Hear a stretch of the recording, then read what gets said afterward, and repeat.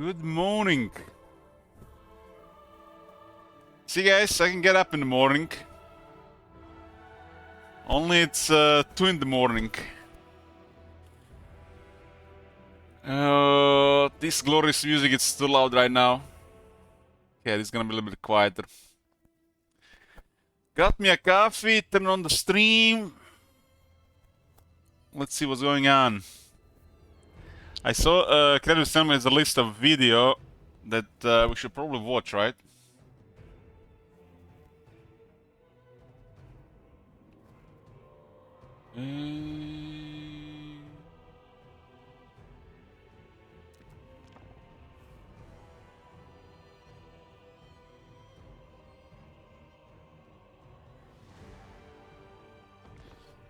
I need some melatonin. I went to bed at like 6 p.m. Pratik. So 8 hours later, it looks like normal sleep to me. I tried to stay up a little bit longer, but I just fell asleep. So, Creative Assembly released a video 9 hours ago with a dev chat.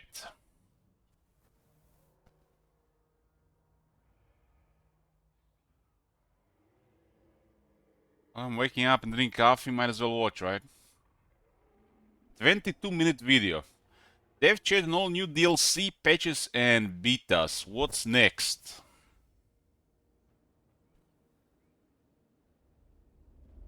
Hi everyone, I'm Steve Coleman, Senior Community Manager on Total War, and once again I am joined by some of our wonderful Warhammer 3 dev team to talk a little bit about patches, betas, and a little bit more. I am joined by Will, and I am also joined through the magic of magic. Who's that, Will? That's the guy that's through the magic of was in the chat. Vasil and Radoslav from our Sofia studio in Bulgaria. So let's do a quick introductions. Will, let's start with you. If you just tell us who you are, what you do, and some things you've worked on. Righto.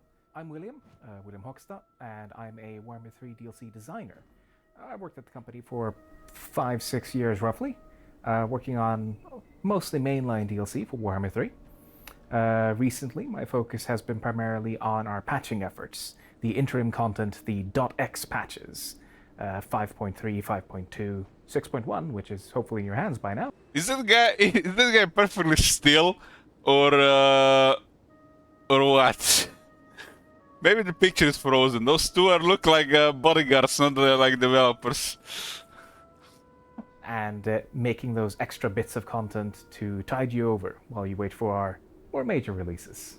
Awesome, thank you, Will. And now I'll throw over to Sophia. Vasil, how about you?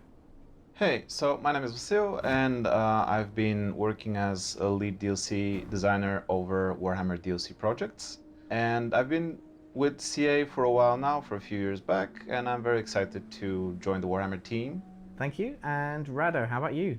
Yes, hello. My name is Radoslav. I'm a principal tech designer working on Total War. I've recently joined the DLC team after finishing up with Total War Pharaoh. And now I'm working with various people on both patching efforts and DLC efforts. Great, thank you guys, and thank you for joining us today. But for now, I'm going to send you back into the ether. Impressive. It worked! Oh no, they're still there! We'll come back to you in a little bit.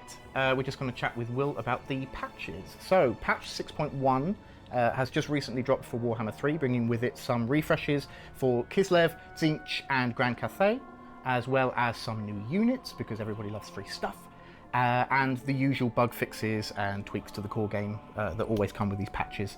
So what's your approach to these patches at the moment? So how are you figuring out what you're going to do, when you're going to do it, and how you're going to do it?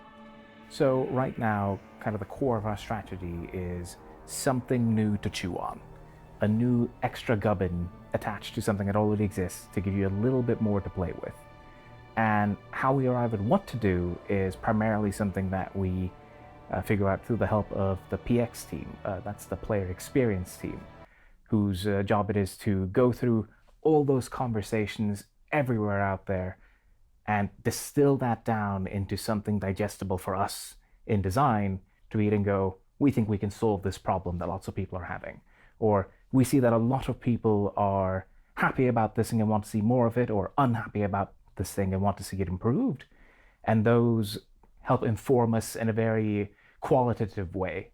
Instead of, we can't just always go in our guts. We need some hard data, and PX are the perfect team for providing that to us. Awesome. So the things that have come in the past, and in like 5.1, 5.2, etc., as well as 6.1, has that all come through from the PX team? Has that all been based on the feedback that they've gathered for you, or do you often find things out in the wild world yourselves? There's a couple things. We take things to PX as well, because we're all people, and we see things, we read about our own game. I mean, you can't prevent yourself from going on your own forums at some point. And when we see something that really like jumps out to us, we like to sneakily go to PX and go, hey, do you have any more info on this? Because I might have an idea. And some of the things have come from our side of the pond as well on that front. I think, for example, the Deeps was very much a Mitch led. This was something he was excited about. This was something he really wanted to do. But of course, we funnel it through the appropriate channels anyway. There's a process to everything. Awesome. Looking forward, now that 6.1 is out there, is there anything you guys have already got planned for 6.2, or anything else that you're looking at for future? So at the moment, of course, seeing as this is being recorded before the release of 6.1, it's a little bit early to say exactly what we're doing in 6.2. We're still in the ideation phase on that. I can talk some broad strokes, though. Up until this point, we've been thinking a lot about what little extra gubbins can we add for you. But for 6.2, what we'd like to do is take that focus and bring it down to what core game system can we do some improvements for. And some examples of what we think about when we say that is things like, can we improve the situation around ancillaries for everyone? This was something that we originally wanted to do in 5.3, but we weren't happy enough with the result to put that out there yet. Some other things that are hot topics, especially because this is something that the PX team have been telling us about, is people are talking a lot about control, people are talking a lot about corruption, and that there's a lot of strong opinions on that. And that is something that we are considering right now. I think the way I'm going to frame this is, it is too early for us to say exactly how we'll approach it, because it's a very volatile space. It's a big core system shared with all the factions in the game. And we have a lot of ideas. We know, for example, that when we moved to Warhammer 3, we changed corruption entirely from the system where it was a percentage division inside the province to having this more tabulated, you have a set specific discrete number that can go to 100. And we did that originally because we had this consistent complaint of people really don't like it when they can't remove all the corruption in the province. They really like to wipe the slate clean, have no corruption. But now we have a different problem where a little bit of corruption can really snowball to 0 or to 100 very easily. And that's something that's a topic where we're having a lot of discussions on this, whether how do we solve this? Do we want to solve this? And that's why I think it's a bit too early to give specifics, but these are the kinds of topics we're talking about right now. And I don't think we can put anything out there until we're quite happy with it, because it's such a core system. So we're gonna have to be really sure about this one. Yeah, I think that's fair enough. No, that's a good approach. I don't know where you'll obviously be in your thought process for this, but maybe this will prompt people to give us a bit more feedback on that specific topic, and maybe we'll get some valuable stuff out of it from there. So we'll have to wait and see. People may recognize your name from the 6.1 dev blog that went out just before 6.1. So obviously you did a lot of work on that, including the fantastic unit card placeholders, which was artistic. I can't think of the word, Will, but you know. It's a crime. It was artistic crimes? Crime, I think is the word you're looking for. Fair enough. I'm very disappointed that they didn't make it into the patch.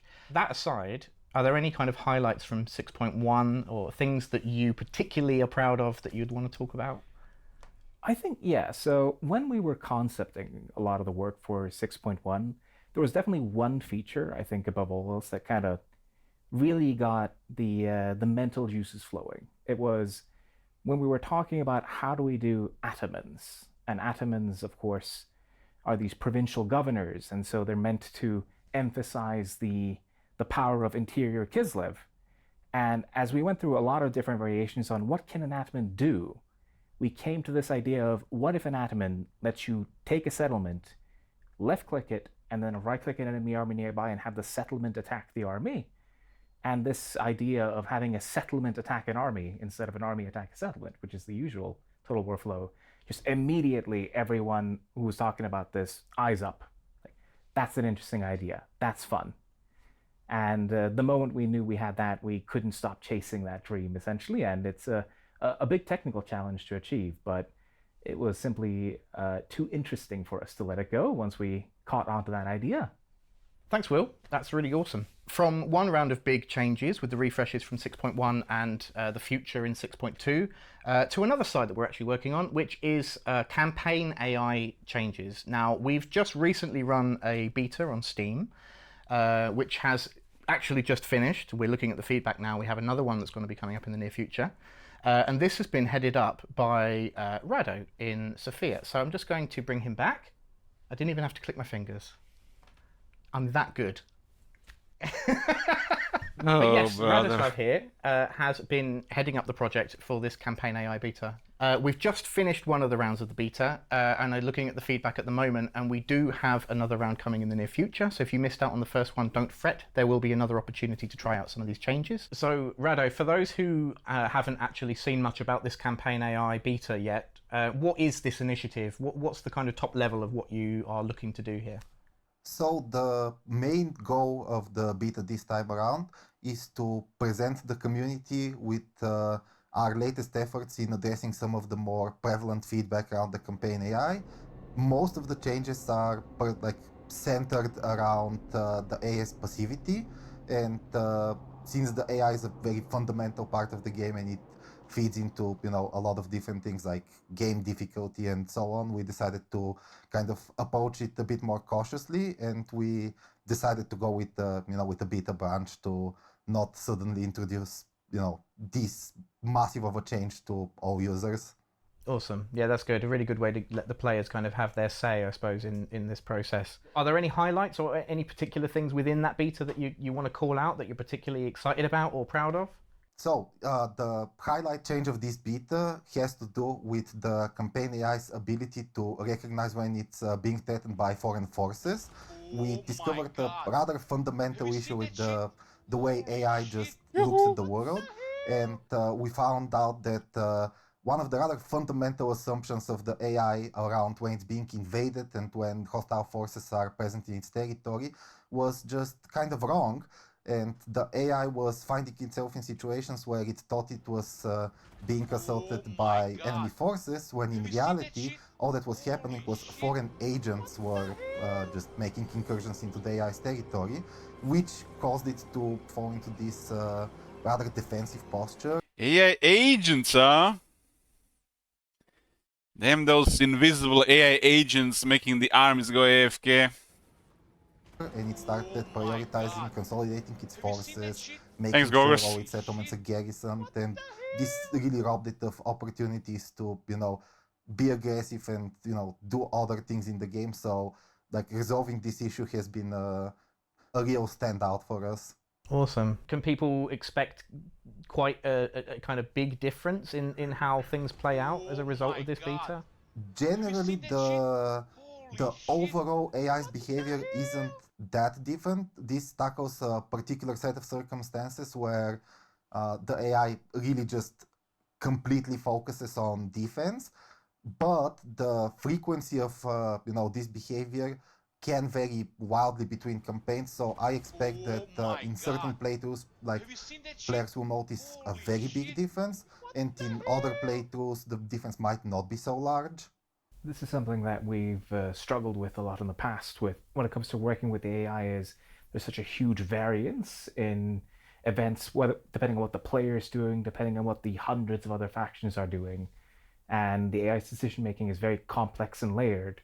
So it's easy to, or rather, it's difficult to find high-level trends quickly without lots and lots of games being played. And that's one of the great roles of something like the beta, is letting us get lots of information distilled down into a real player experience. Awesome. That's really good to get that insight into it, really. So for the people at home who may or may not have already been on the last beta and are hoping to get in on the next beta, what can the players do to help support you guys in this initiative? Frankly, the best way anyone in the community can help us out is just tell us your honest feelings. This is the most important thing. I think the Empire needs another technology buff. What do you guys think? For us, we understand that there might be further issues. There are, many different combinations of difficulty levels and legendary lores that you can play. So no feedback is, worth more or less. Just being open and honest with how you feel about the game is the best thing for us, because it really allows us to understand how you feel, understand what really bothers you, what can we improve. That's the biggest focus for us. Brilliant. Perfect. Thank you. Thanks, Rado, for all that insight into that. So, yep, like we said, there will be another beta starting soon if you did miss out on the first round. So don't fret, just keep an eye out for more information on that in the near future. Now let's move on to another topic of discussion, which I'm sure a lot of you are going to be very excited to hear about, which of course is what's next for Total War Warhammer 3 DLC.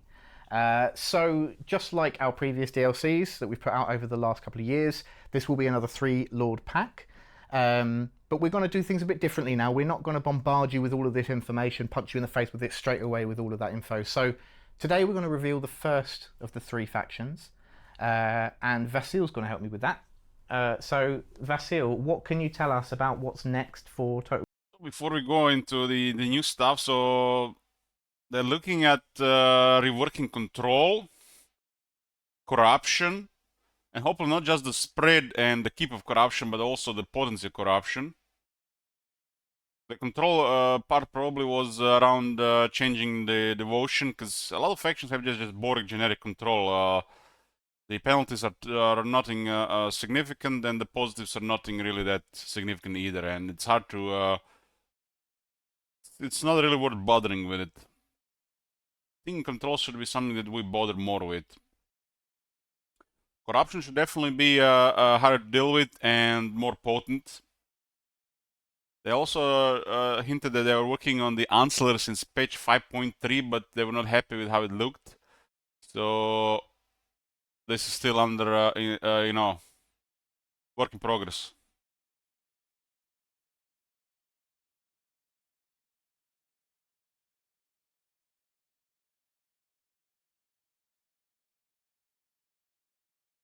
It looks like I'm looking at old Elich when I see these guys there. Yeah, it looks like CA needs to invest in some kind of gym at their workplace. Warhammer 3's DLC.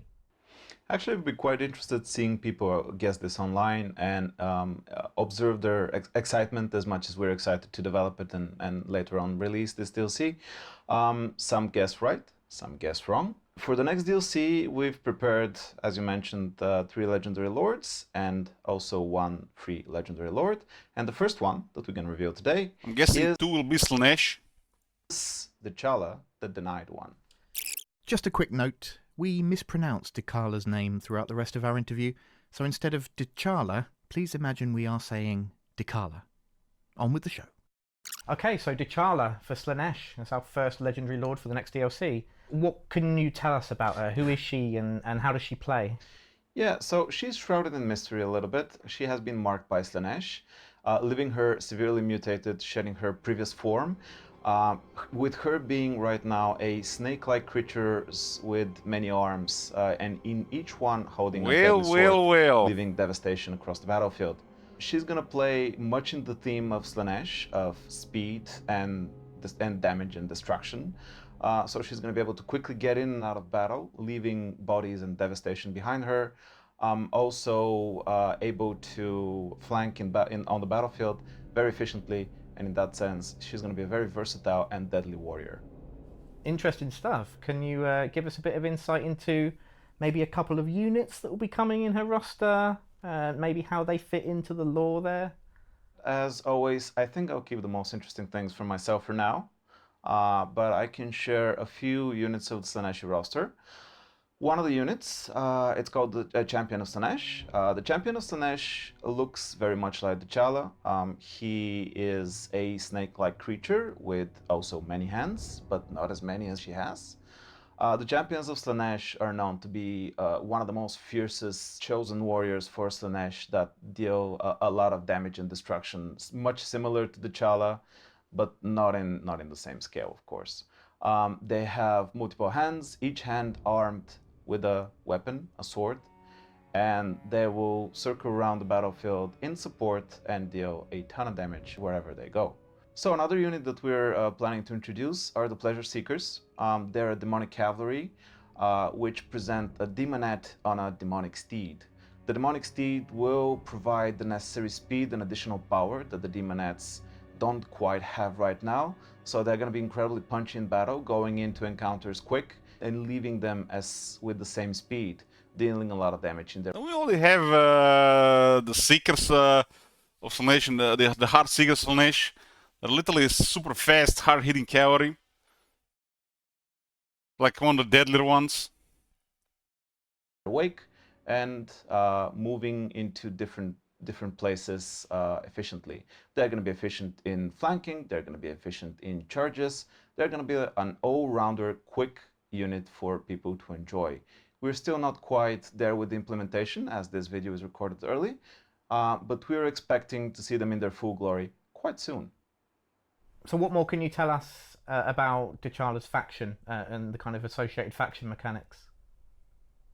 So we've tried to be faithful to what T'Challa is and represent her as such in the game, and she is the leader of one of the most fiercest war bands under Slaaneshi's followers, and that's the Tormentors. The Tormentors roam around the world and leave destruction in their wake in their search for excess, in their search for the better life for themselves, and that applies the most to T'Challa. She wants the best pleasures and feelings for herself. She wants the best experience for her own life, and for that reason she uses her powers to dominate the opponents around her and to dominate the enemies that she manages to defeat across the world. These subjugated enemies help the Tormentors and T'Challa live their opulent lives that they've used to, and we're going to try to reproduce exactly this in terms of the destruction that she causes, the effects that she applies to settlements around the world, and how she uses her enemies for her own gains and her own benefits. In regards to Slaanesh as a race, what more are we going to expect to see in the kind of free race rework? Is there anything that's coming in that's going to play into this? So I'll be honest in this question, and we have to be cautious of how we approach it, as we've discussed many things about Slaanesh. Currently, N'Kari is the only available legendary lord for Slaanesh, and we want to distinct him from the other lords that we're going to add with the DLC. And with that distinction, we're looking into the content of Slaanesh as it exists right now, tailored a bit more towards what N'Kari presents in comparison to, let's say, T'Challa. So we're looking into tweaking and modifying things for Slaanesh, like technology trees, skills, and things like that. But beyond this, it's early in development to promise anything, and I don't want to mislead anyone. And for that reason, I'll be more broad and say that we're looking into everything Slaanesh and try to achieve the best result for T'Challa, N'Kari, and the mystery legendary lord that we've not yet revealed. Talking, of course, about N'Kari and T'Challa, both of them have these strong overtones of they defeat their enemies, and then in some way their enemy is then made their puppet or under their control. But what is the key difference between the two approaches, or you're playing N'Kari versus when you're playing T'Challa? That's actually a pretty good question. This is the guy on the right is making me really uneasy. Playing N'Kari versus when you're playing T'Challa. He's really making me uneasy on the right side, on the right. This was this reminds me of back in the it was a Portugal Euro, It was a competition in football. I was in Portugal that year, and our coach, Otto Baric at the time, he had this look with the sunglasses. It was like scary, intimidating. And one of the local newspapers in Portugal said that they're asking him to take off his sunglasses because he's scaring children or something like that.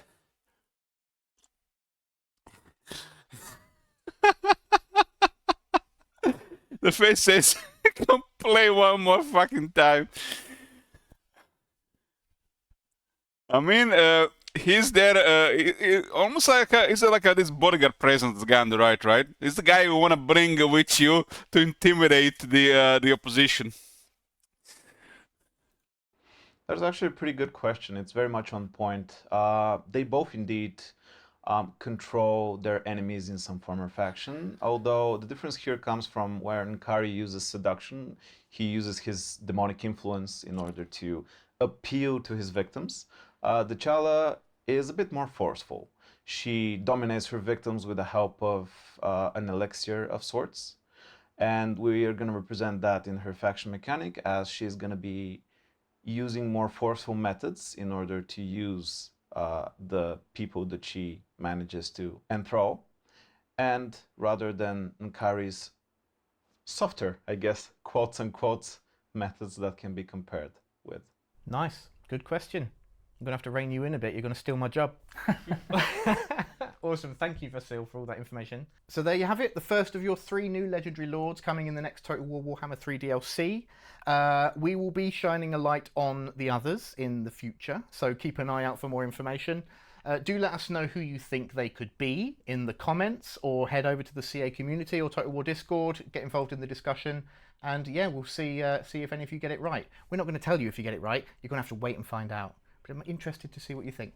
So thank you to Will, Vasil and Radoslav for joining us today. It's been really good to talk to you. We'll be back in the near future. Until then, see you later.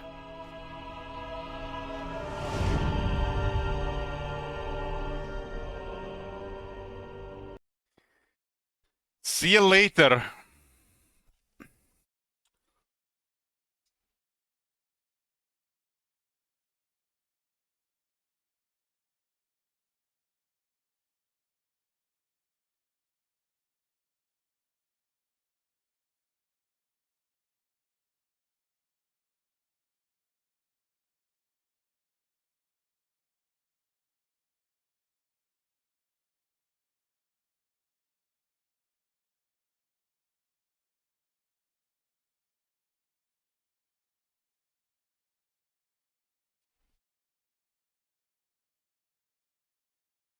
The guy that never blinked. He blinked.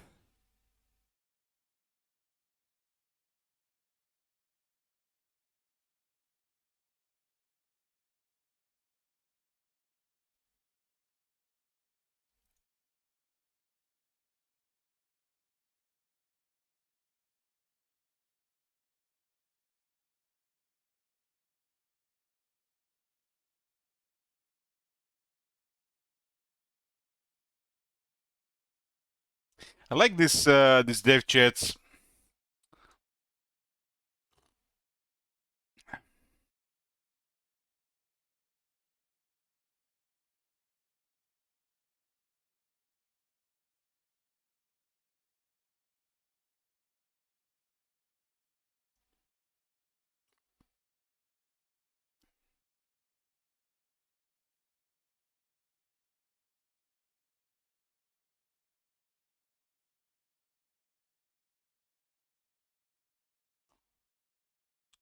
Well, that's it about that video. Hopefully it gets released this year. Back to more Beastmen. Look at this lighting here. It's unusual, right?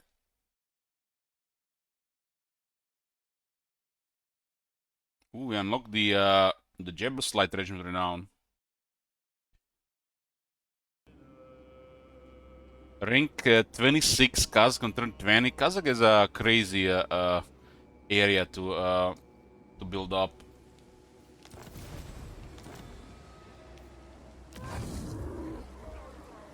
Get another 10 turns of Beastmen and then it's Kalida's time. Decided to build around the area from Reichland because there's a lot of stuff going on all over the place. We got Morgor and Malagor. Taurox was defeated. So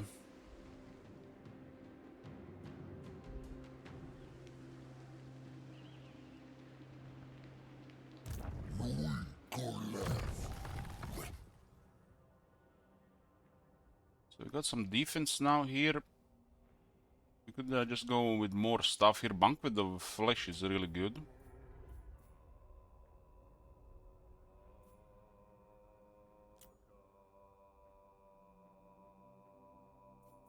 Army is mostly infantry. You can still use several buffs. Got a discipline recently the army, and we got this Hordes of Drakvald. This is another 6 defense for these units. The leadership kinda sucks. Hate to see leadership and battle skills.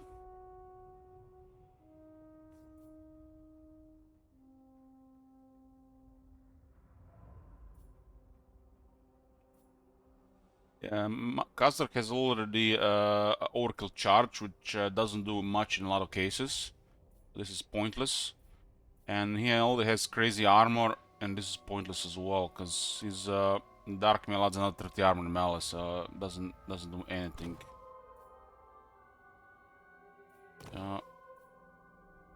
Okay, I guess you could always get thick-skinned when he's outside of melee. For laters, but not skillish prioritize. Chair does luck attack.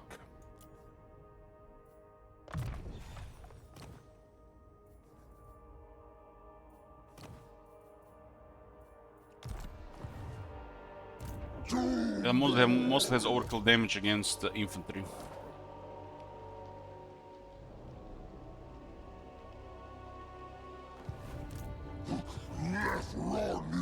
Isn't it bizarre that Razgor Chair Kazakh has only 6,000 health? I feel a little bit strange.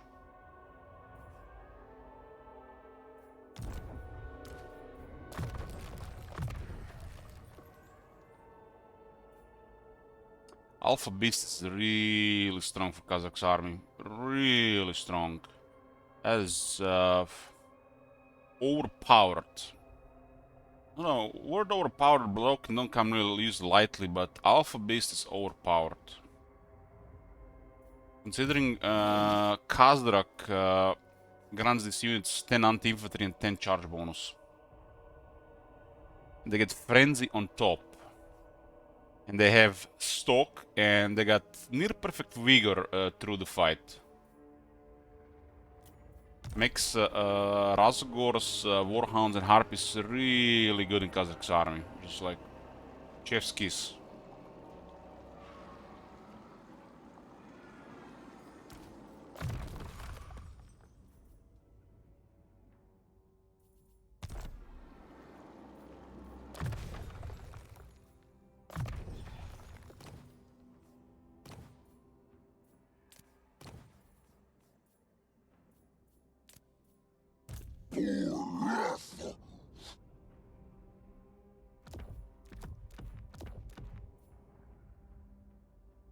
Even with all this item stuff, we still don't even have half the items we could use.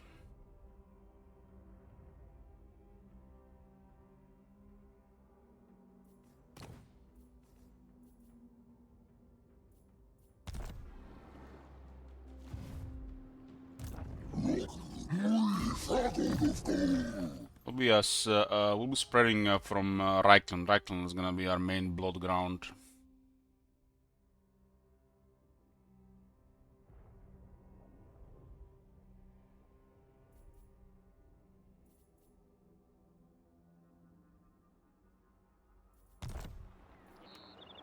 Army is lacking quality, so the battle skills do make sense. But Don't really care if we're taking lots of damage. There's always a lot of downtime between the fights.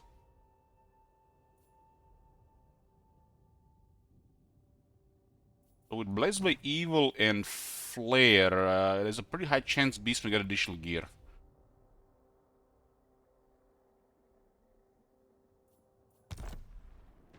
Yeah, we can keep Hearthstones all over the place. We gotta go from one position since all these guys are really stacked. They just keep spamming armies. One bad move and a hordes get killed.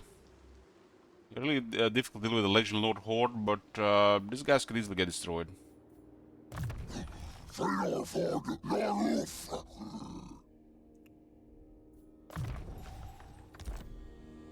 Like 3 points in Blazed by Evil and 1 point in Fetid Gallipot to get Unholy Resilience. Unholy Resilience skill is a copy-paste of a generic skill back from Warhammer 1, and they did add some extra stuff on some factions in Warhammer 3. I think every faction has something different here. Like the Empire has like 15% more experience. Unholy Resilience ought to give the character like 10 physical resistance or 5% ward save. Can you replace this guy with Aurochs? No, it's about the buildings. In theory you could if the buildings are identical.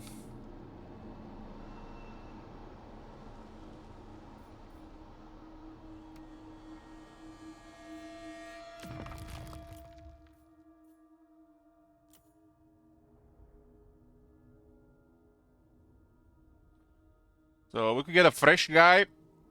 But if this guy has... I guess you can't if they build buildings. So you can only replace with a lord that hasn't built anything.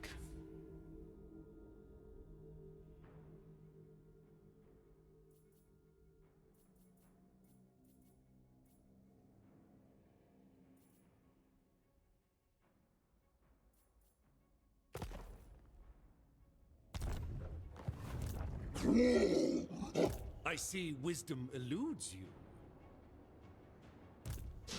I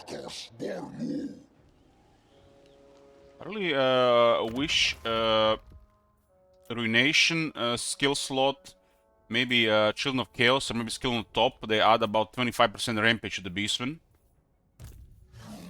And Carnage Incarnate would also be another 15% rampage. This definitely should be replaced with Rampage. Half of this effect could be when winning a battle, and the other half when raising a settlement.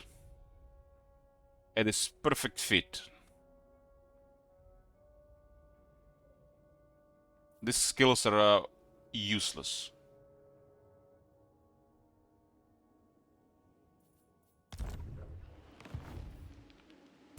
The fact that Beastmen don't have some kind of rampage skill, a trait, it's bizarre. Not even a Doom Bull. And it really fits. Should not remove the gear from this guy. We have a limited gear right now.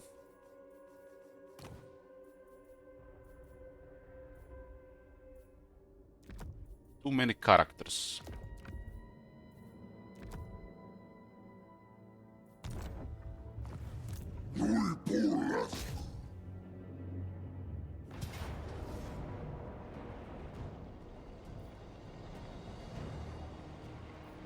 The great swords are spooky. They finally got the armor technology, turn 20.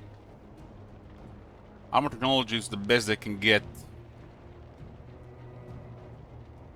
So we are weaker in melee here, but we got Ungors. Ungors don't fight fair. Remember the days when Ungors were better goblins? Now just like they're like really bad goblins with guerrilla warfare. Hey, Bress.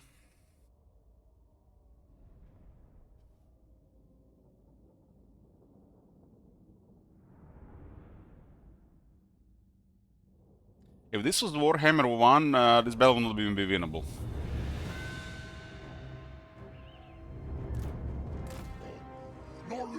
Warhammer 2 probably as well.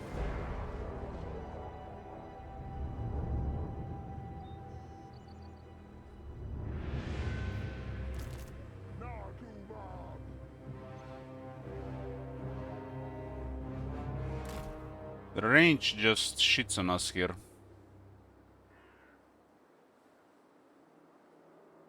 But we can open with a very strong volley here.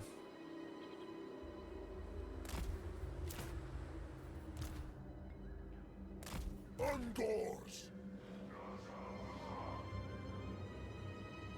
Dark beasts!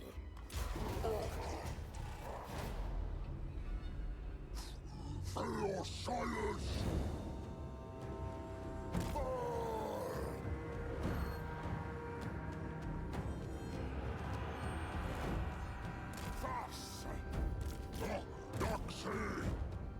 Gotta clear the knight so we can do harass.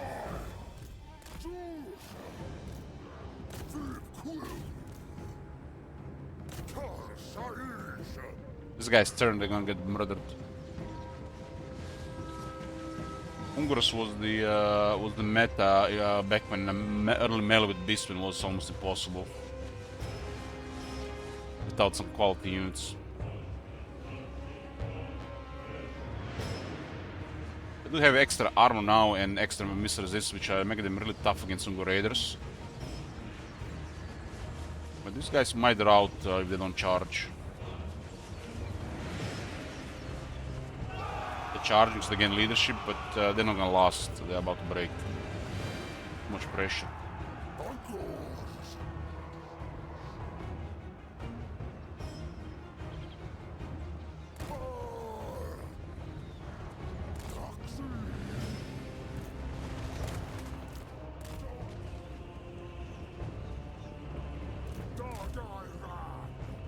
Rosman just melts Ungur Raiders.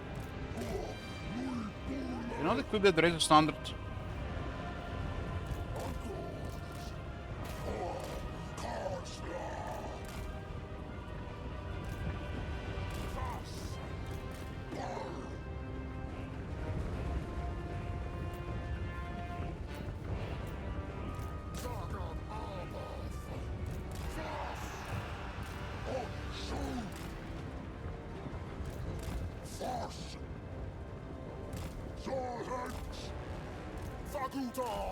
And too much damage to one of the raiders.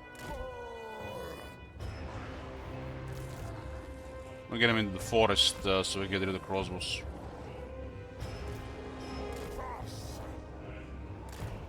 The Emperor Knight's considered Doombull high threat. Doombull is a very strong base. It's kind of like a crazy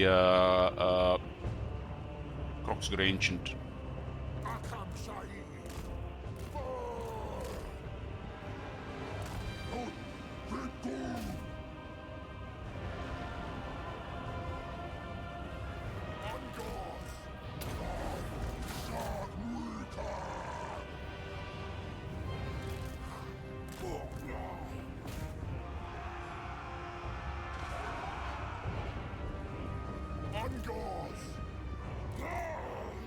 The main advantage of Ungors is their stock. So they're rarely made to be used directly. They always you should have the upper hand where how you engage.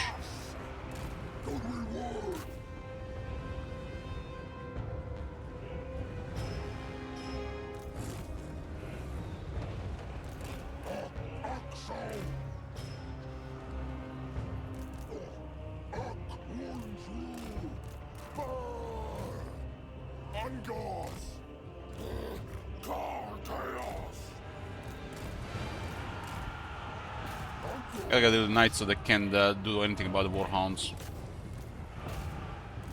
Warhounds are really weak to a charge.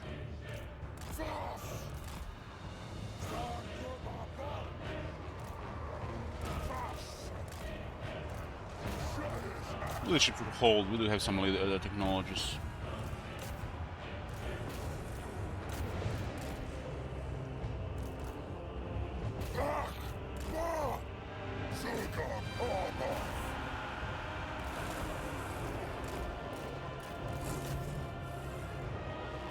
Open ones! Knocker!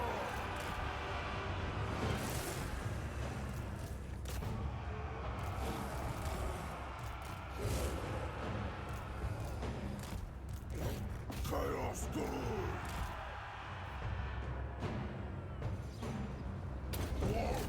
Chaos arc! The great sword, you should just ignore it. They're gonna kill too much. You have dealing with the units that you can't deal with. Best to just ignore them. Kill everything else and then fight them. Gorbel can do very good against the great sword, but not really worth there. We need to debuff the core there. No wizard in this army yet.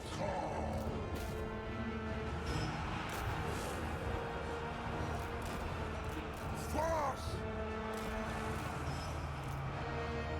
Angors! Soyuz arc! Fast! They're great. Having a great sword that's not in action, it's real bad for them. Darker! When the enemy has expensive gear, elite soldiers, but they're on foot, you gotta use it against them.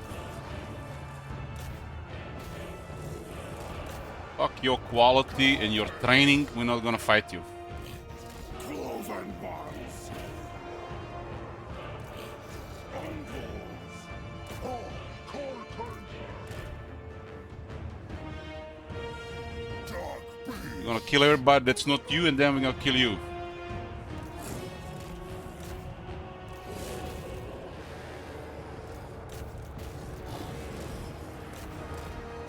Chaos! Size!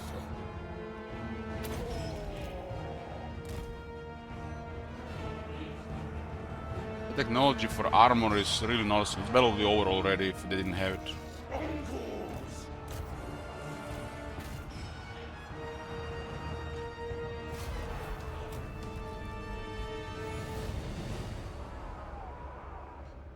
Brayhead!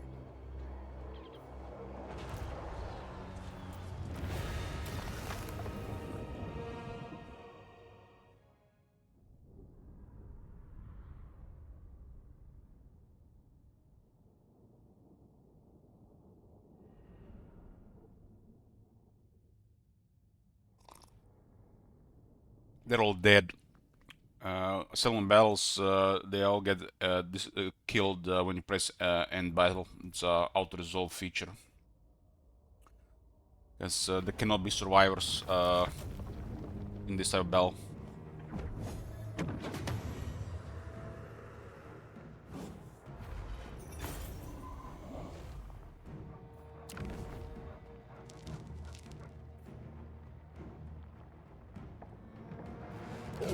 Converging armies is Dryland since there's so much stuff around. Doom Ball! Haka's Call! So they're a second army that we recruited after we did the first ritual. You can get a second army unlocked before you can confederate. You can unlock another Legion Lord. It's ideal thing to do, and then you get unlock another Legion Lord, and you get 3 armies when you're only limited 2 at a time. Fearfog Laruf!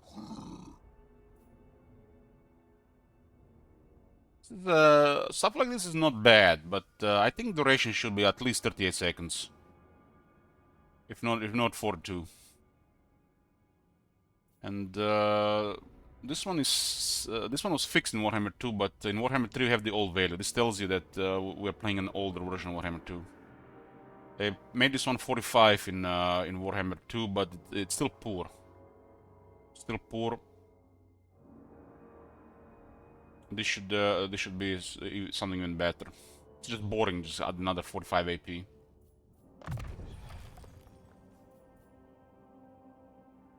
If they make 75, I'll be fine with it. At least the number is good.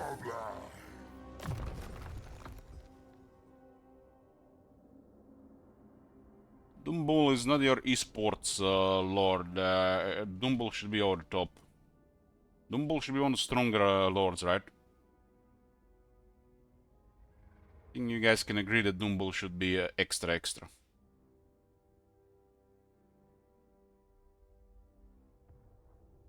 As of right now, Doombull is just better on the base, but the regular Beast Lord is better.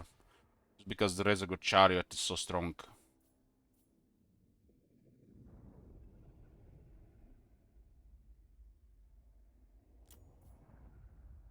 The Chariots can deal with large, while the Doombull is more balanced in that regard. It can deal with anything better.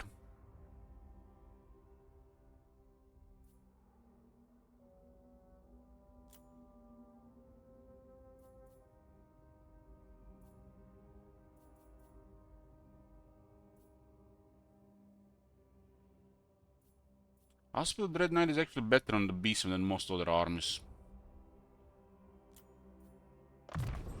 Some on-demand magical attacks and terror.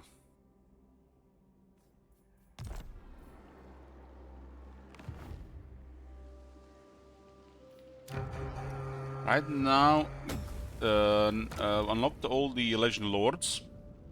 That's the first stage of Rewards of Dread. The second stage of Rewards of Dread is getting the Great Hearthstone upgrade.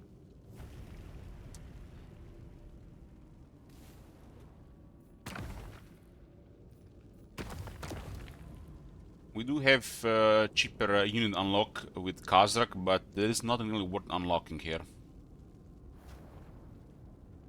Like the Gore Herds are okay to unlock. They're very cost effective. The Warhounds and the Pigs as well, and the Ferromantic and the Harps as well. But only because they're cheaper for this faction. Because the surprise attacks can only go so far. The moment the enemy gets more armor, the Ungors won't be able to do much.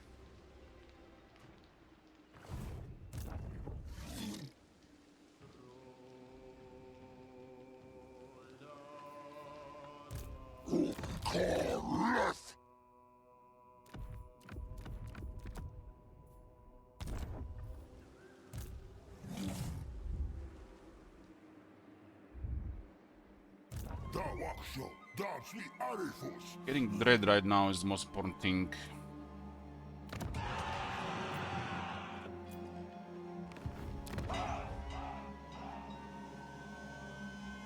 Poor Princess seems stacked.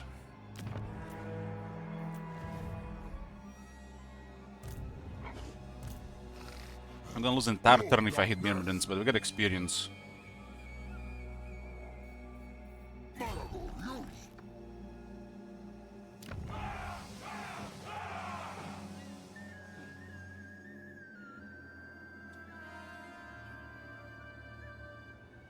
Asmanis. Any suggestion or for a Beastman newbie, first time Legend campaign? Well, don't give in to the enemy planes around you. Always attack where they're weak until you get strong. Doesn't matter if you lose Blood Grounds. Your Legend Lord's army will be very powerful. Khazrak has a hard opening, Morgul has an easy opening. So you could go with Morgul first, or if you know how the game works, you go play with Taurox first.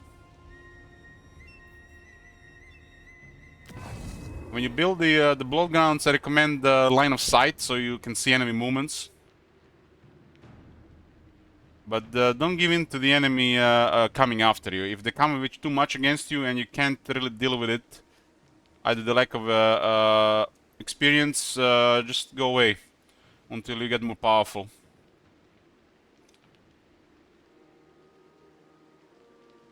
The element of surprise that the enemy don't know where you are, and the fact that you are the ones usually always attacking, is your best feature. So, at the beginning of campaign, play slow, play safe, and don't bother about defending Hearthstones until you can invest an army around it. The fastest way to progress is to unlock another Legendary Lord with your first Dread purchase. So, I recommend, if you're not playing Morgul, to unlock Morgul first. That will secure your campaign so you don't lose. And as you get resources, after you upgrade the Dread building, you will get Battle Scarred Ungor Raider for every army. If you get a lot of favor, like a lot of favor, get every horde impelled corpses, so you get even more Dread faster. Unlock the rest of the Legion Lords, and then you upgrade the Hearthstone.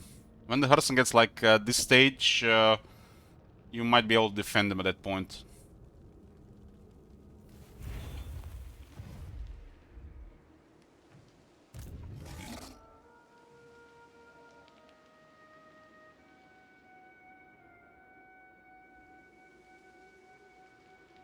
Your armies outside the Legion Lords will be on the weaker side for a while. So make sure you know what they can handle.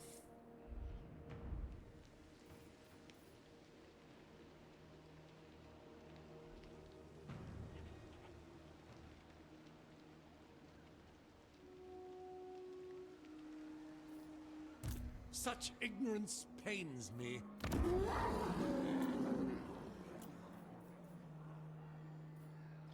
Things are expensive, but they do buff the Dread gain from battles. We can't really afford right now. 750.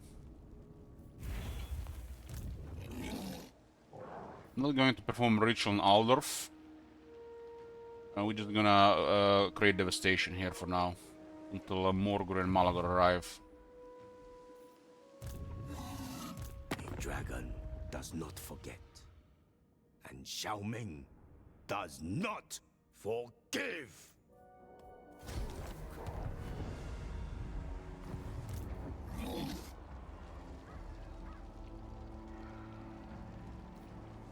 %93 chance to ambush. And we don't even have the technology yet, huh? Khazrak's faction of beastmen specializes in ambushes.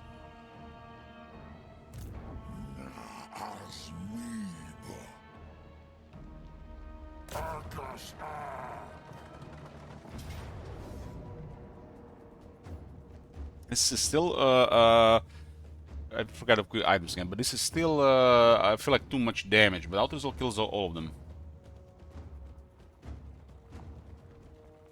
Well, it's an ambush.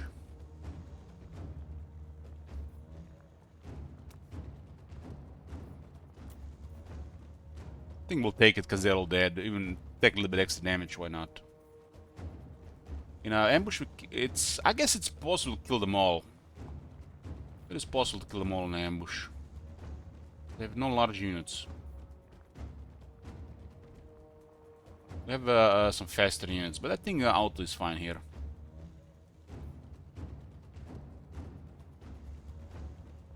We get more. This is just more effective in this case.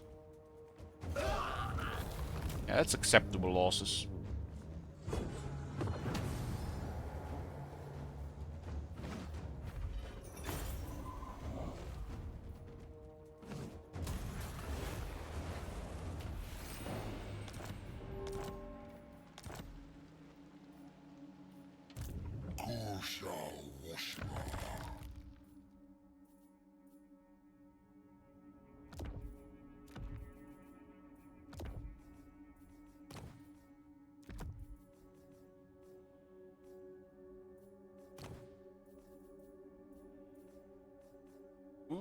We'll fuse Scepter of Stability.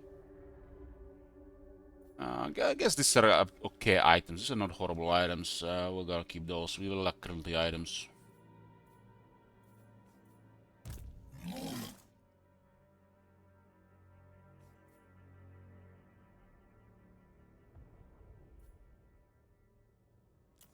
Well, Khazrak pretty much finds items all the time. That's I prioritize scouting. I prioritize corruption, and Khazrak has additional item drop, and beastmen have a very high chance to steal items. Beastmen have too many characters, so you gotta prioritize Magic Find. The characters really scale really well with items.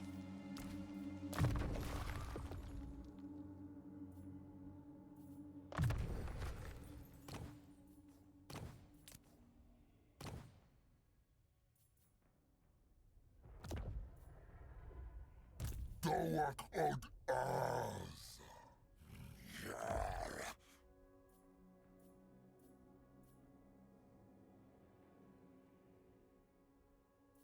Yeah, Stealing Fix is one of the actually better things they did in the recent Warhammer 3. Fixing the arcane item with a wizard and an unknown wizard lord army, and fixing stealing was big. Can't believe that was bugged for so long. Stealing went from useless stat to actually usable. It's actually a thing that's occasionally gives you 2 items in battle. Was a very good buff for the beast when the Skaven. Just because it was bugged, you know, like buff. I guess it was a fix. It's actually more useful on the other army.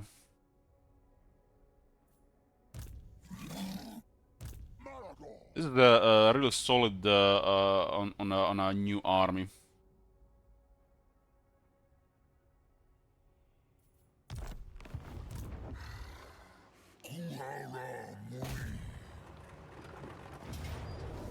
We literally done both battles here with almost no casualties.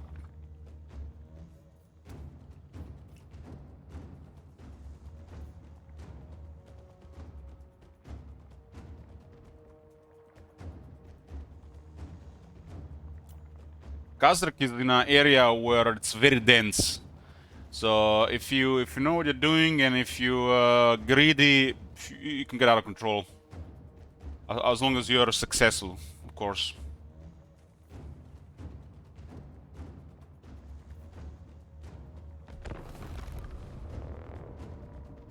Empire is very dense, and if you're not doing like this, you might get overwhelmed.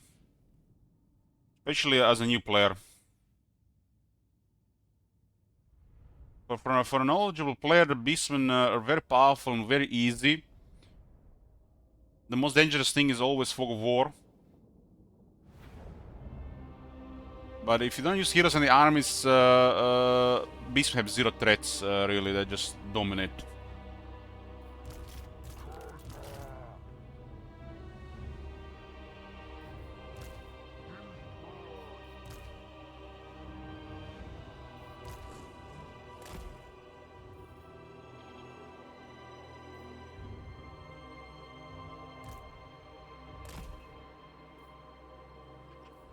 Beastman.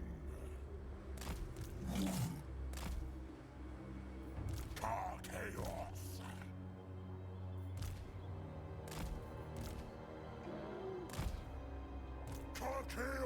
Zangors, Pestigors, and Korngors was a nice buff to Kazakh, really.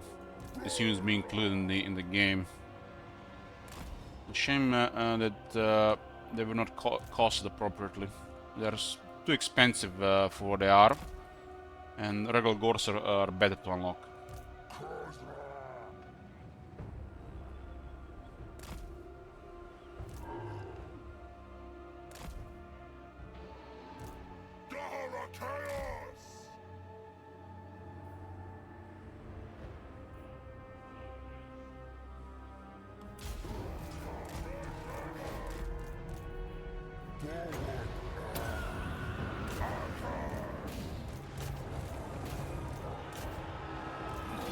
Can give everybody a charge order without pause, but we can still engage them just fine. It's important to hug them immediately. Chaos good. Whipsack. Disengaging now. Jawas Akamshai. They got a big penalty when you ambush them, and the Beastmen have even one more penalty that they get applied to units that get ambushed. That's Lakshai.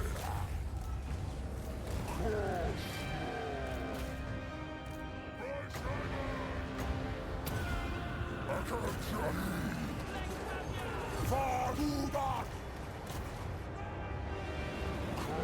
important to kill their lord.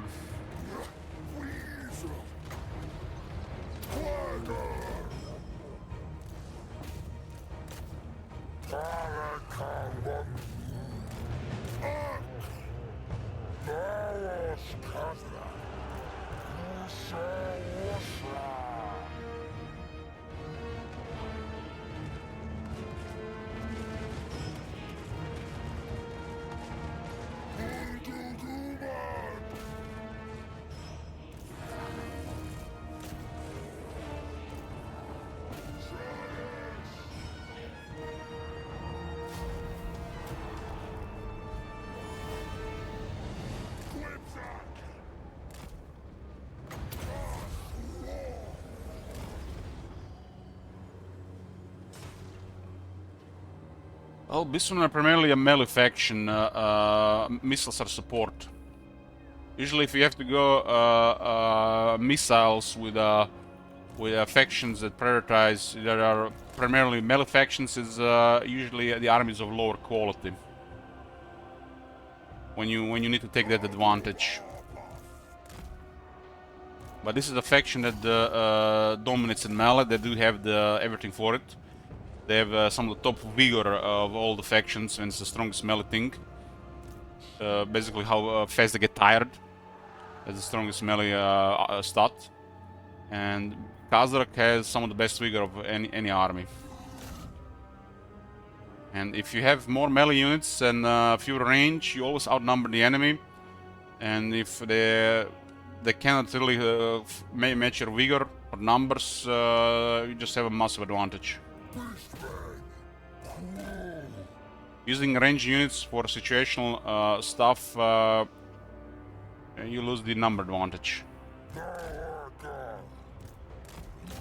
And the Beastmen range units are really poor. They're just early game stuff and optional.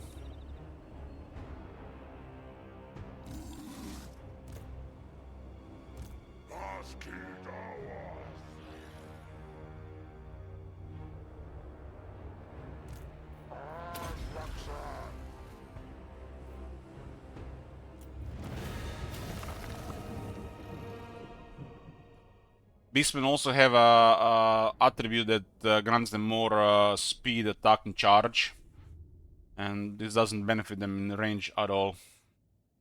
So by considering range in the first place, you don't utilize this buff. Primal Fury.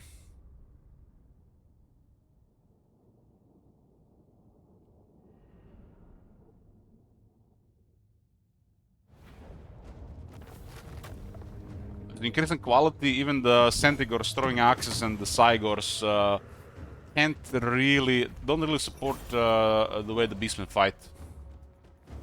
They're too slow. Well, there's a use for those units, one being multiplayer, one being reactive battles. They just don't fit the Beastmen best fighting style.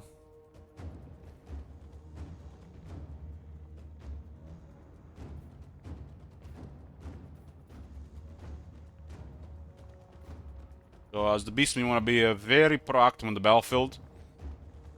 You never want to react. Tigers and range units in general are reactive units. Well, you can always get crazy value from Cygor. Why have a Cygor in the army? We can get another monster that can just clear the fight faster. And definitely some enemies for Cygors give you advantage, but there's always better units to go for. Since Cygor has one capacity already available and you have a regiment renowned Cygor, one of your weaker armies can utilize 2 Cygors, and then you can just learn how to use Cygors at least.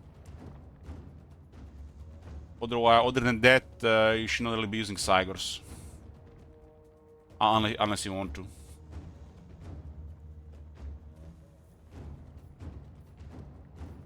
It's a long-range artillery that will counter high-quality infantry. And it's very effective. It just makes the fight play out different when you use them like that.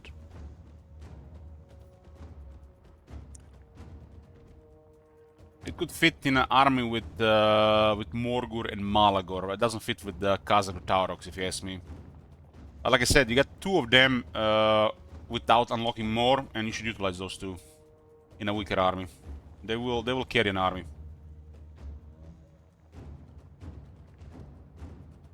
Like if you just have melee, you'll have trouble against stuff like Giant Slayers or Iron Breakers. Cygor just trivializes Iron Breakers, for example. Especially if your army is on the weaker side, you can deal with Iron Breakers.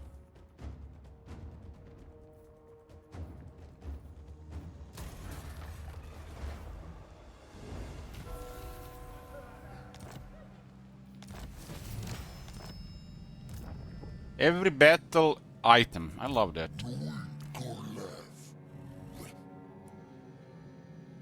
The Bestial Rage provides another buff to charge, which doesn't do anything for range. You have Primal Fury buffing attack charge speed. You get Bestial Rage buffing charge. So it's pointless to try to rely on range, unless the army doesn't have anything else due to unit capacity. And that's the primary reason to use range as the Beastman in the campaign. It's unit capacity.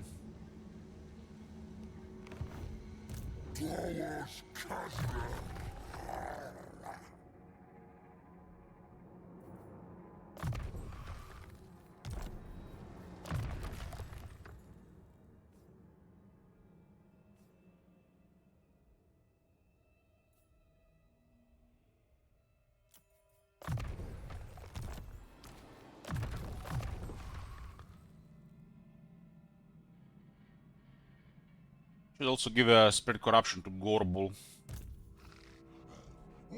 Just put spread fear on the part of the corruption skill.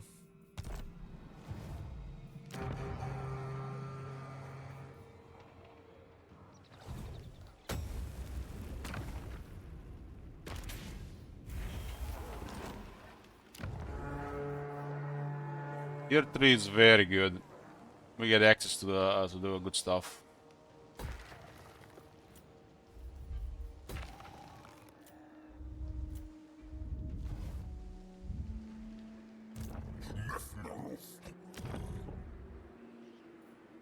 We're going away from this area.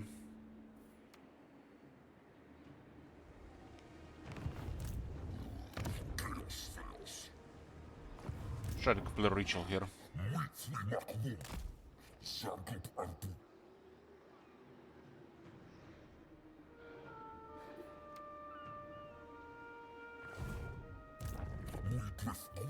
Bresham is a very important character in the army. That's why usually the lord you're gonna pick is the Great Bray Shaman. Is it called the Great Bray Shaman? Yeah, Great Bray Shaman. This is usually the lord you're gonna pick. So you don't have to bother with Bray Shamans in an army with a Beast Lord or Doom Bull.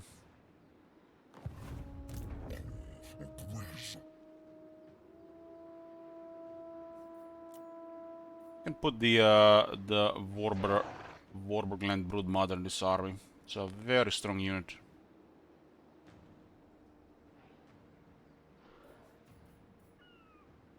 As we increase the quality of the army, we start dropping range.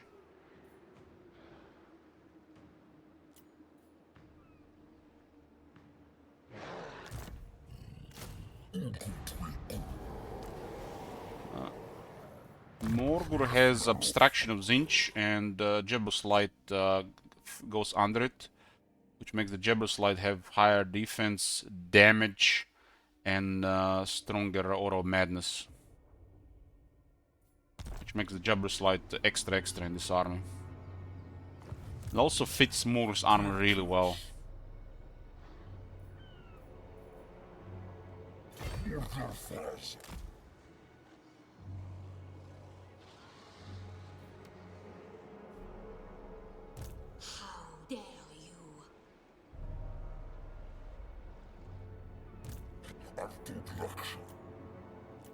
Put the Korokmen Reapers in Kazakh army. But he doesn't really need them right now, so I will use them here for now. Disband them, they'll take 10 turns to be another army.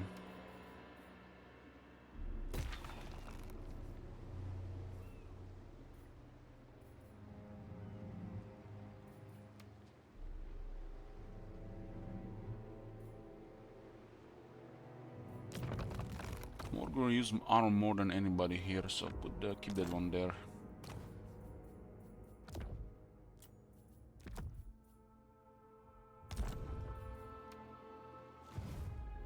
Enchantress might not go that way.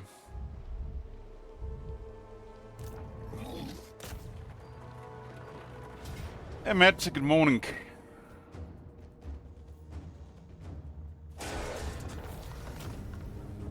I love it when you get an extra battle, another dread, get more dread and even a chance to get another item.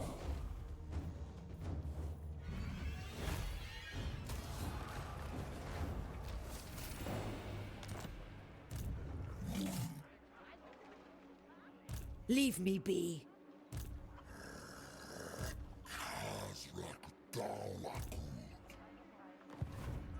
Probably hide, we don't wanna risk getting attacked by 2-3 armies.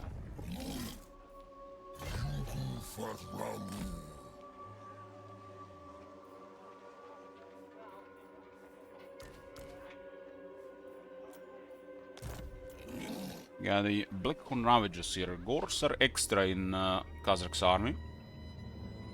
The literally unit you can use in this army. Probably reason to get a Fury of the Herd.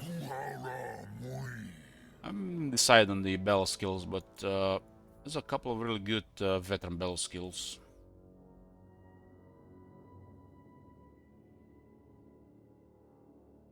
Fury of the Herd and the Beast of Lashes, very strong for his army. Makes the mid units, low to mid units over top. I guess they're mid units. And keeps the focus on the army on the Kazakh.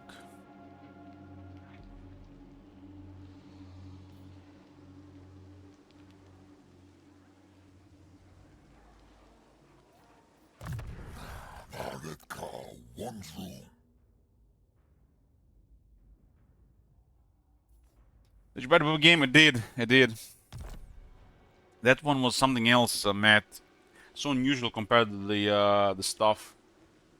Maybe a great sign for the future, what we're gonna be getting, right?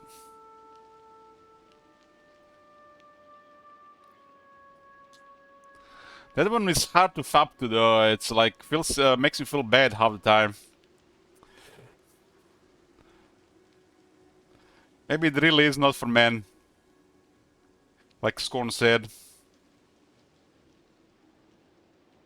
Elich, what frame do you think you'll do the horror games?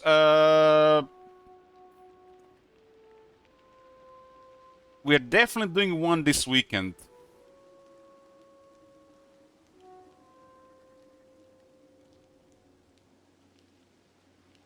So evening.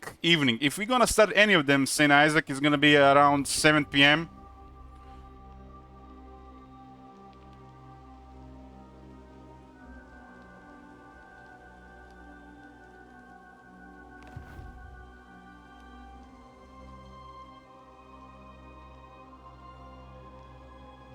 We're gonna try, when we went back, I think it's a short one.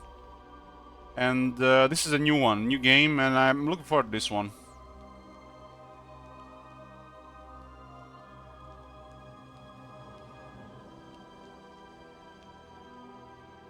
This one looks good.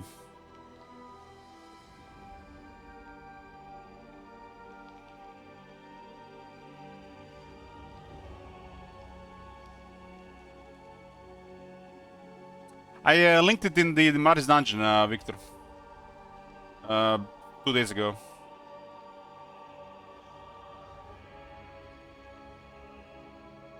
I woke up 1:45 AM, St. Isaac. Best I can do 15 hours of being staying up. 15 hours is the best if I don't go crazy on the caffeine or stuff, but I've currently pretty sure I got adrenal fatigue, so I have to drop down the caffeine. So I need probably at least another day,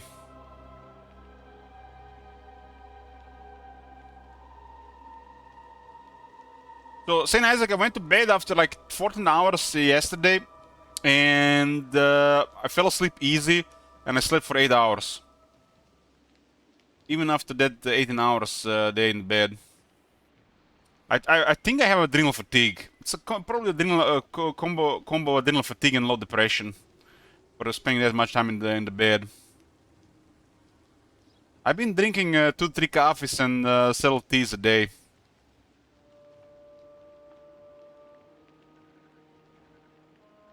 And the funny thing is, I've barely done anything the last 2 days, and I lost so much weight. So I take that as a sign. Sleeping during the dark hours and not doing anything. Literally lost 2 kilos in the last 2 days. Like, what the fuck?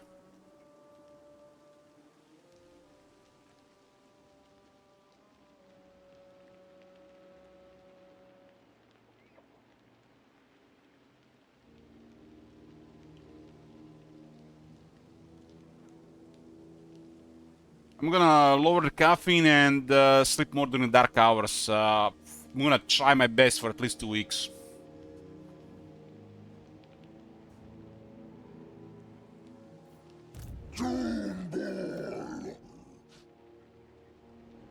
So, what is today's Saturday? The only way I play today if I take a nap. But naps are really dangerous for me. It's like naps what really gets me in this position.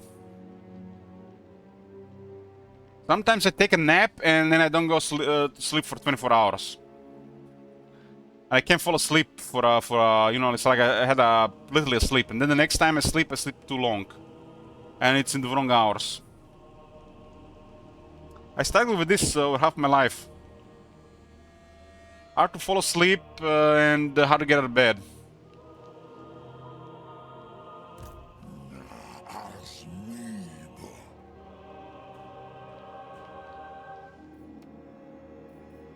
I just have to go in the shift schedule for a bit. Meaning early streams and going to bed with, when it gets dark. Does wonders to my body, but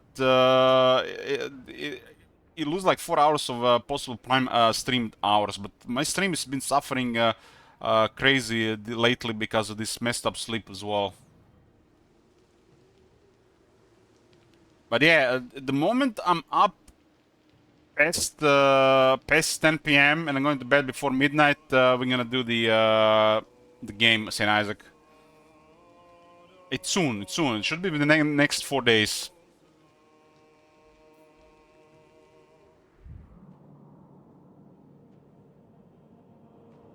Right now I'm having like what you call jet lag. Jet lag just because it's again all over the place in sleep. Like you get like in the midday and I'm like overwhelmed by desire to sleep.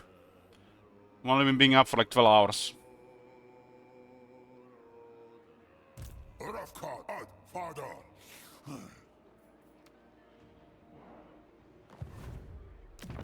You come bearing arms. Is it Water war? barrack water, that's bizarre. There's a strong prey on the weak.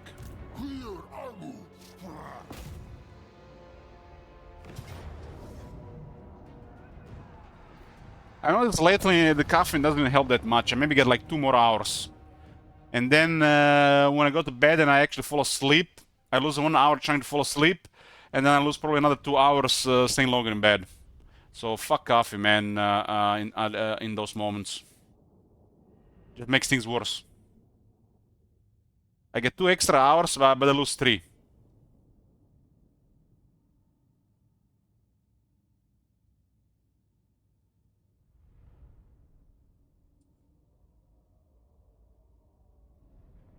Well, yeah, that's why I got out of bed and immediately started the stream today, St. Isaac.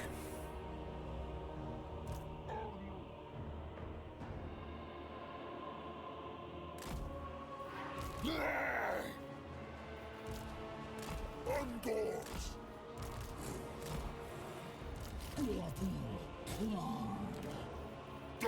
Doom. It's gonna be a long stream. I'm about to get disconnected. I'm about to get disconnected. Undoors. But we're gonna be playing for a bit. I gotta do something in the morning though. Mate, what the fuck are you doing up? Go to bed. You're a bad influence, Matt. You're a really bad influence. With your Booba gave recommendations and staying up at 4 a.m. No, I'm 100% wide awake right now. It's like I have nothing else to do right now. The alternative is to go watch some anime, but I don't feel like watching anime right now. Stream is gonna restart in 34 minutes, but we will be back. Mate, you don't have to sleep every day, right? I need to take a piece. We're back. We're back. No sleep till this queue is gone. Best I can do, clear Kazrak from the queue.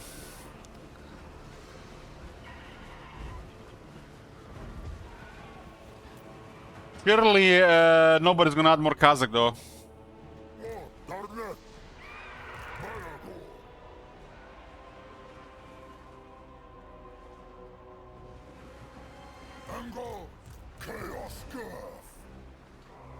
How's the patch so far? What patch?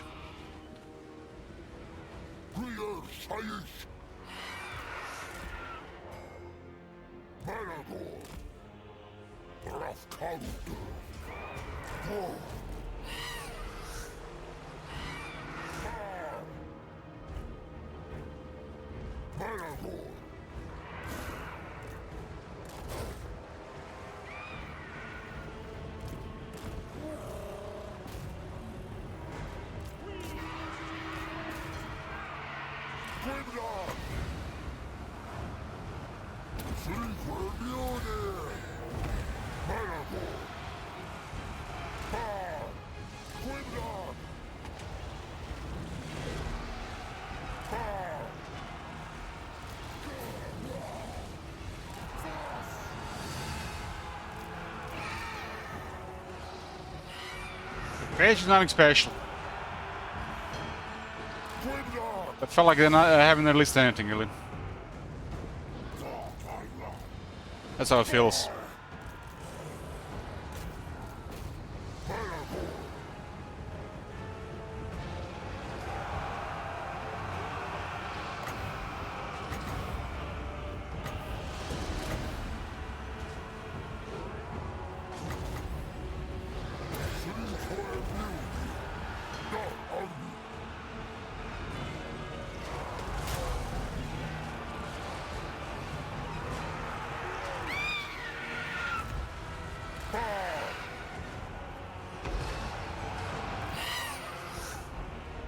When are they gonna fix this bug?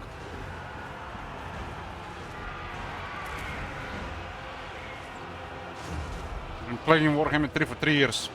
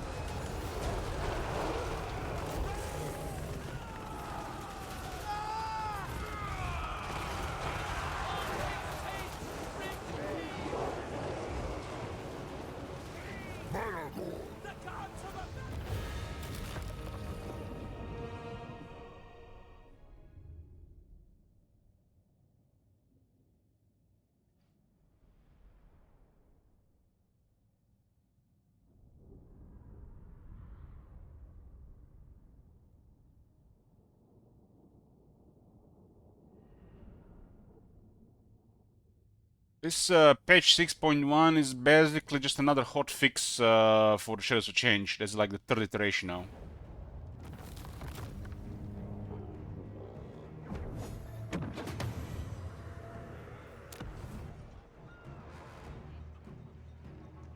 I get tier 3 Hertzens at this point. I might as well. War darkness. Dawaksho, Darchli Arifus. Get the Magisters when they could be useful.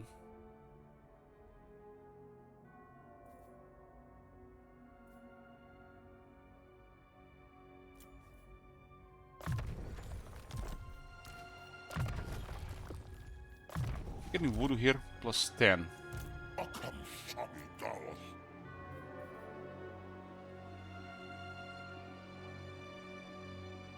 Tier 3 does have some buildings.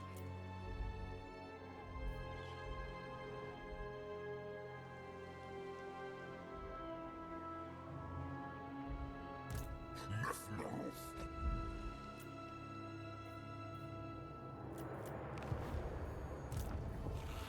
Real Shice.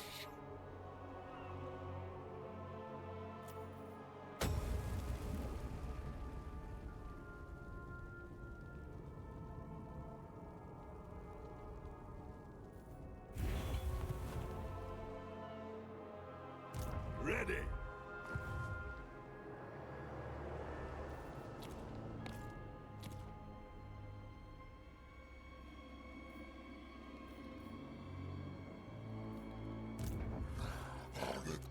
Turns are long because we are literally controlling 4 armies at a stage of the game we're supposed to have only 2.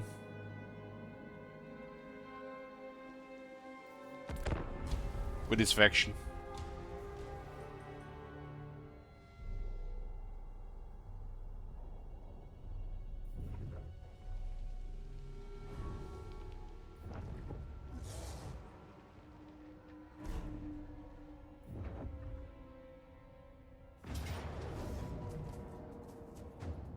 Oh, wow, we got lucky with an ambush. Time to corrupt the Fey Enchanters.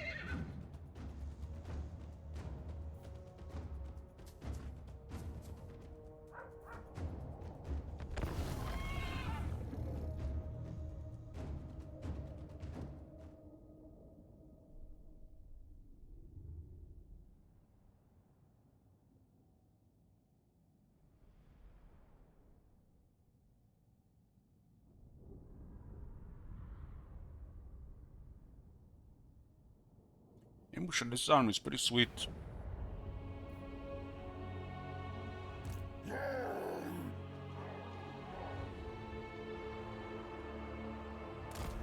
Gotta get the Kork's Men Reapers on the Girl Guardians.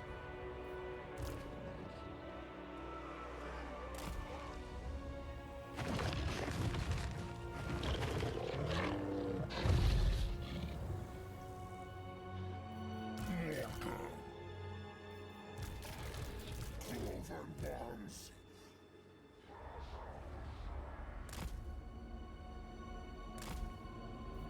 Angles.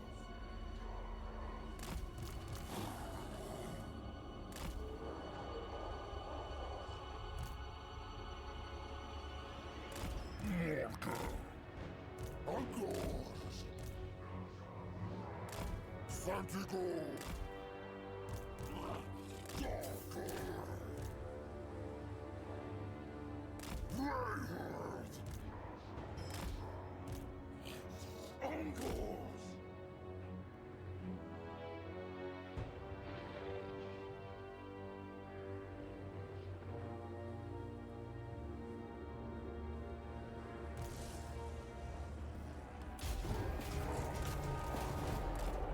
Feliz! Agash!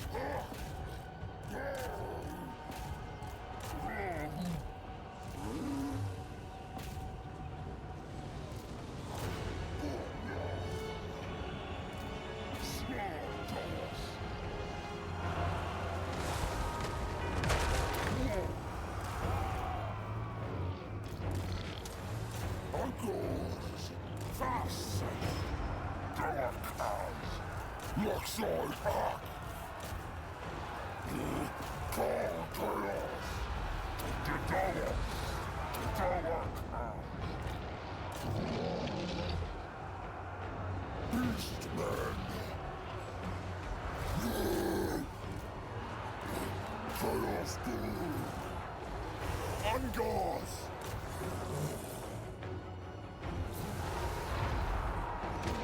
Alan thinks he's like rank 40 trying to fight the Jabber's Light.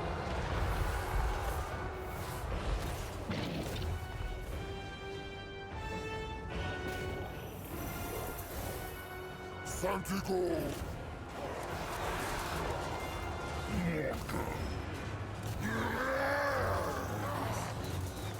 You know, being Kazrakh's army, but I got it here for some quality. Or Bestigor's with halberds.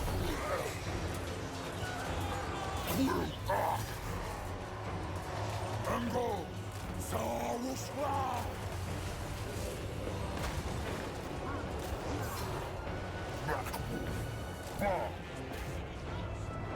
Uncles! Hrothgar!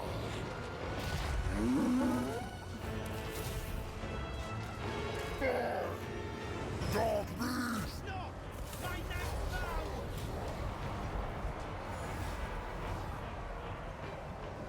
Talk like that! Fast!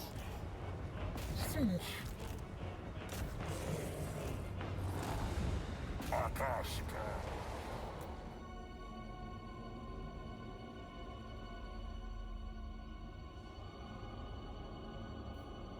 Will take damage when she's routed down. Unicorn might be too fast. She's gonna go down like this.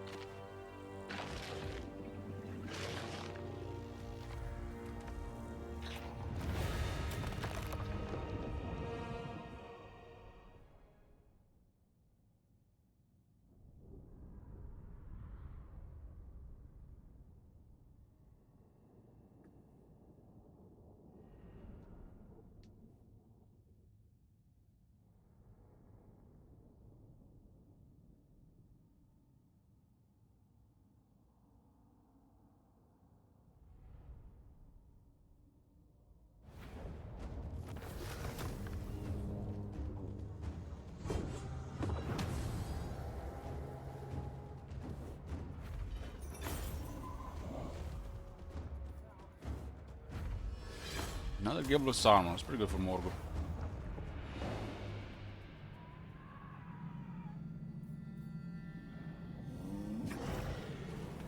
Being Faint Enchanted grants 10% replenishment.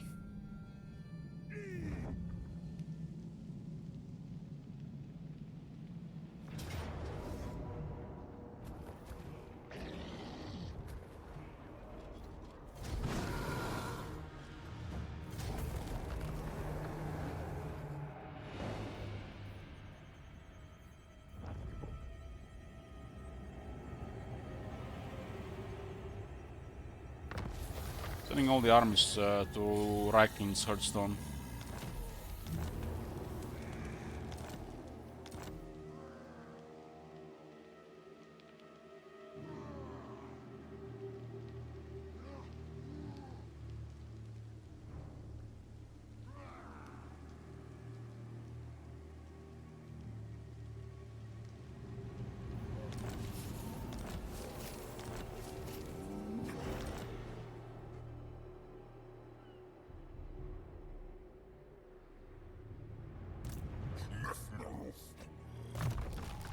Patch of Corruption.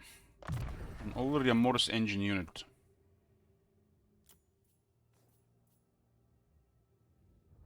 It has the OG Morris engine effect. It doesn't have to be even in mallet for it to work.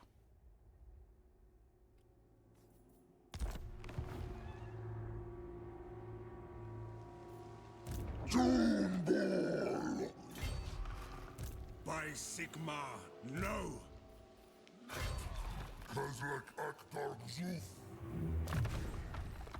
Some of the things should fit more, you know, like the building constructor trait on the Beastman, like what the fuck. Or the Elspeth defeat trait, what the fuck.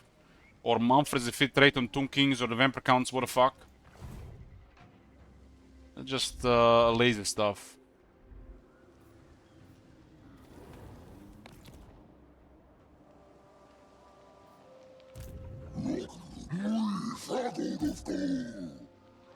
You touch me, you touch death.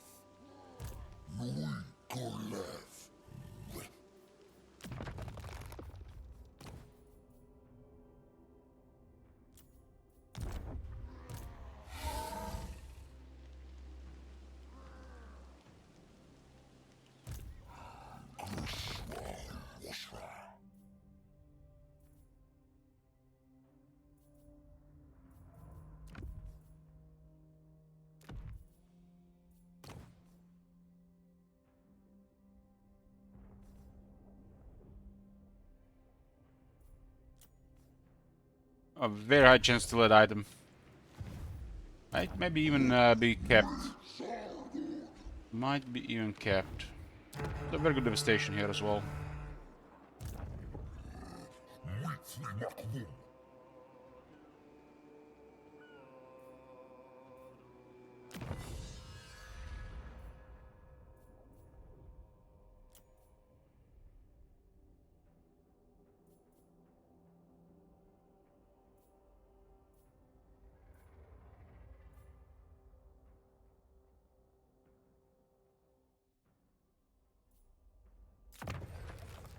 Stand ambush successions, 5 turns.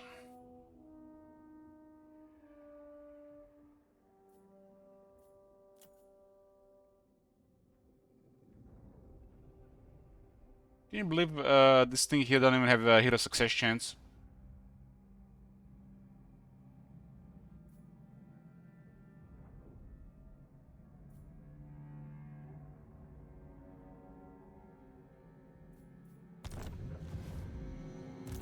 Circuit empty.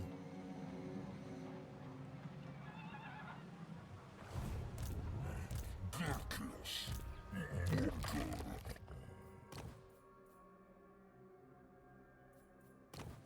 Situation like this is where it's amazing to have scouting, because you can get multiple items.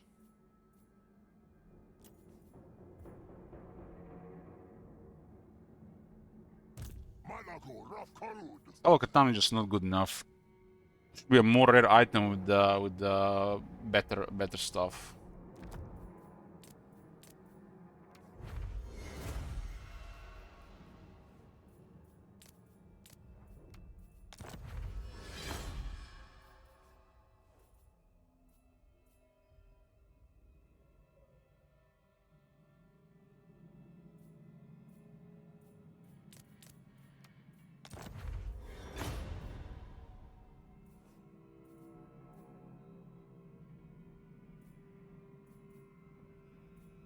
Gambler's Armor is excellent on Malagor.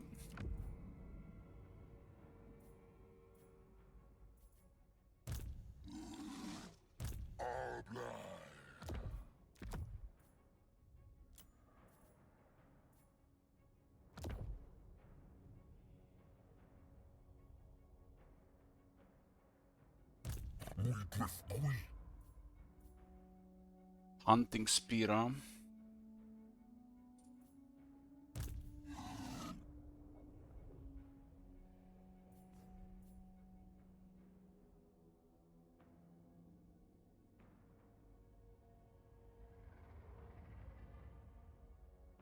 Kozlek.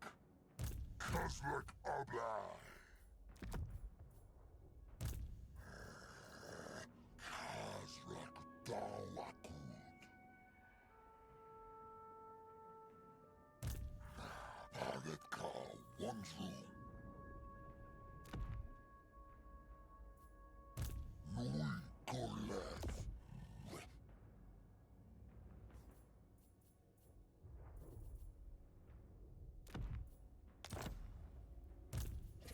Usaruit.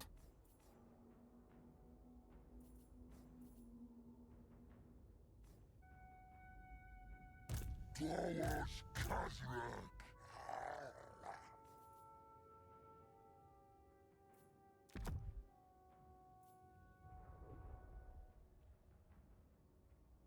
Rafkat, father. There's a much better amount of items here now.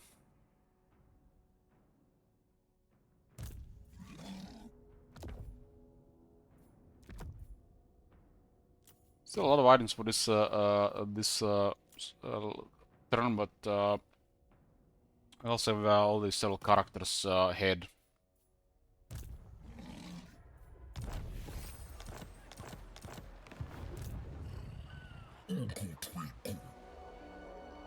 Ambush this one, break their camp, ambush the other one, and attack the settlement. Not in this world or the other. 6% chance to ambush. 45 is base, and we got plus 15 there. 5 from the ambuscader that we're missing, and plus 10 from technology that we're missing.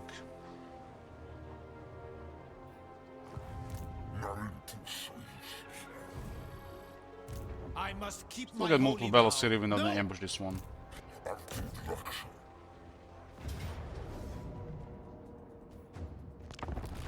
The outer resolve not kill a single entity as manual battle is a must here. I don't believe we had the dread for just a character.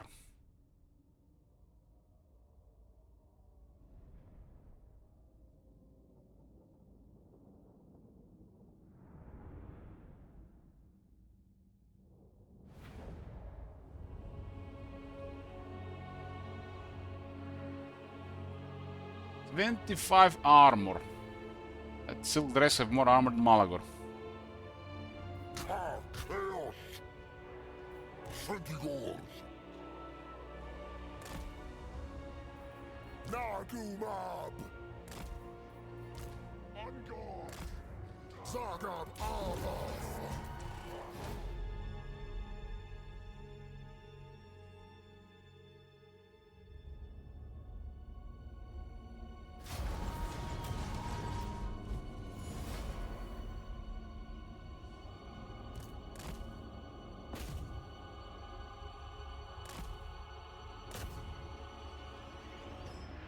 What's up with this unit projectiles?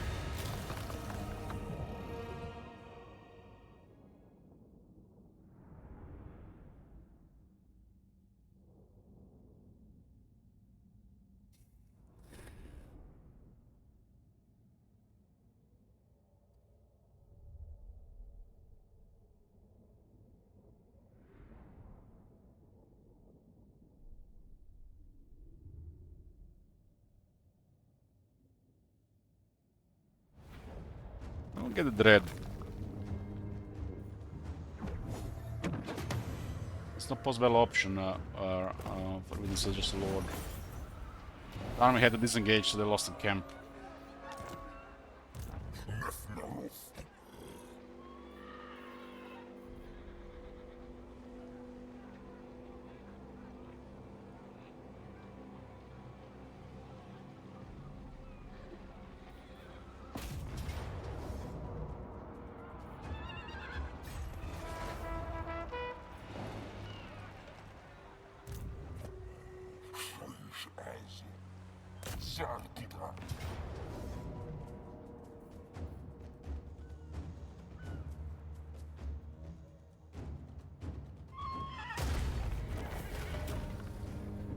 This gives a chaos ought to be a little bit stronger.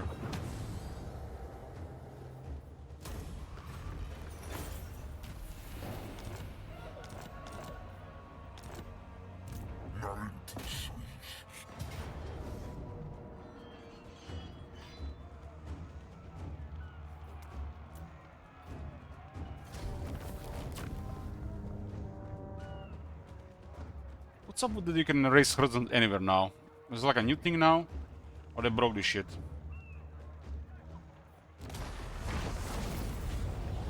Feels something broke.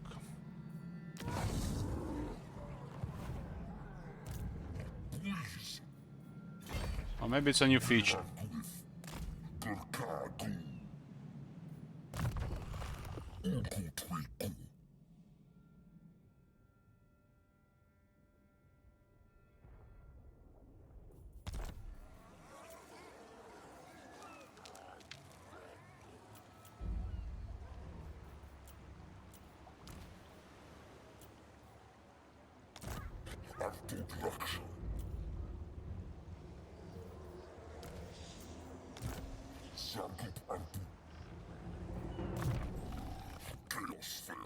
Those will go to other armies.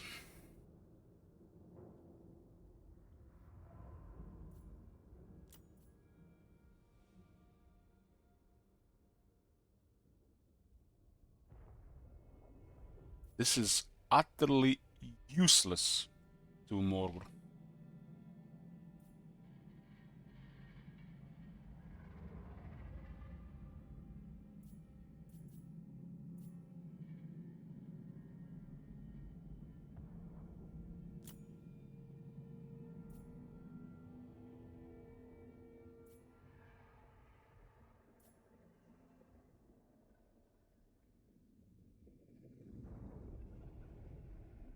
This skill is also bugged. It's missing the second half of the buff. The attack on third point is supposed to go to +6.